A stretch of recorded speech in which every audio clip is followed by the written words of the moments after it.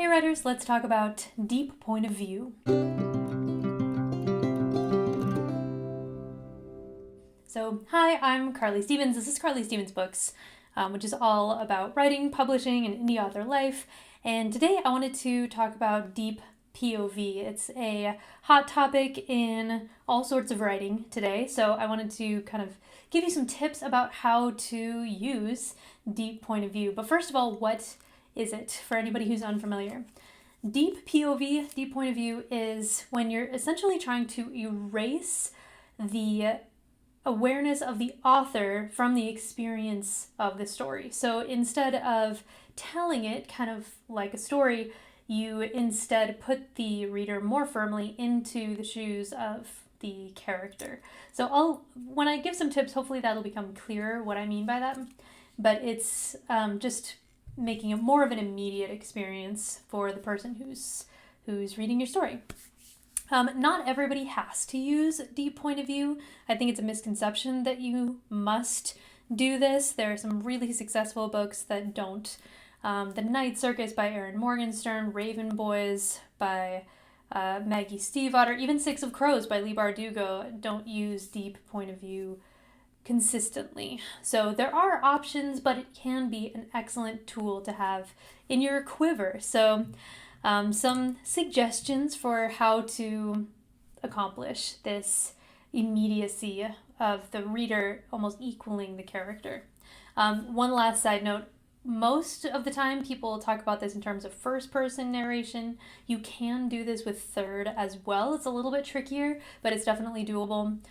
So the first way that you can really erase that layer, that filter, is by getting rid of something called filter words, which just draw attention to the author as being kind of part of the storytelling process. Filter words include things like felt, saw, heard. Instead of saying something like, I heard the noise, you could just start describing the noise. Instead of saying, I felt sad or even cold, chills washed over my body.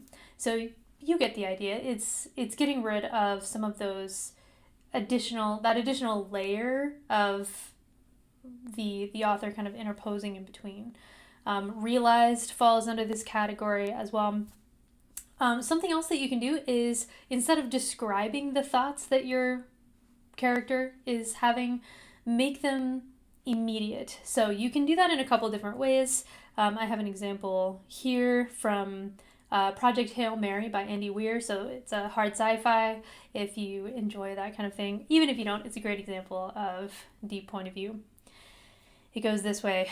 Open. And open. Open, dang it. Ooh, I felt a wiggle that time. My eyelids moved. I felt it. Open. My eyes creep up and blinding light sears my retinas. So none of this is italicized, but these are all direct thoughts. There is no sense of, he wondered if his eyes would open. It's just, you are there in the mind of the main character as he attempts to open his eyes at the beginning of this story. So that is what I mean by making the thoughts direct instead of describing what they are. So you can either jump straight into something like that, which really only works for first-person narration. If you're doing this with third, which is a point of view that I at least started out with primarily, you can italicize those same thoughts. So you could say something like, he groaned, open, italicized. So you can jump into that first-person kind of experience. So make thoughts direct instead of describing them. Next, include emotional and physical responses to what's happening, and don't just describe what's happening. Make sure that you are in the body, in the mind of your character. What emotions are they experiencing? And probably the strongest way to accomplish what I'm talking about is, how do emotions physically feel? Do your fingertips start going numb? Does your vision kind of narrow?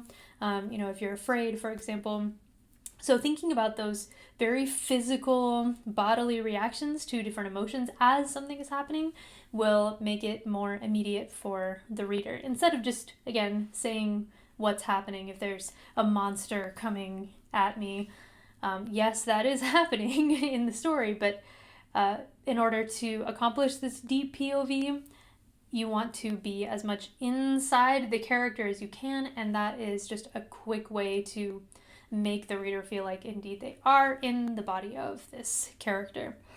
And then just a final rule of thumb, it kind of encapsulates some of what I've already said, but meticulously stay inside the head of your character. So even if you're using third person, narration he, she, it, instead of I, make sure that you are not describing anything that your character would not be able to notice. Like if they go pale or something. I mean, you can kind of feel when you go pale, but what do they look like? They can't see themselves, and so that's not something that they're able to experience. Or even worse, don't hop into somebody else's head, give their thoughts, and then go back. That wouldn't be a deep point of view at all. So do you have to use this technique? No, you don't have to use this technique. Lots of people have gotten away with writing incredible stories by either not using this at all or using it at moments when they want the experience to be more immediate for the reader. So I hope this was helpful. When people talk about deep point of view, it is just erasing the author from the narration and making the reader and the character one, basically. So that's it. Like this video if you like it. Make sure to subscribe for more videos like this. I would love to get to know you a little bit. All right, I'll see you next week.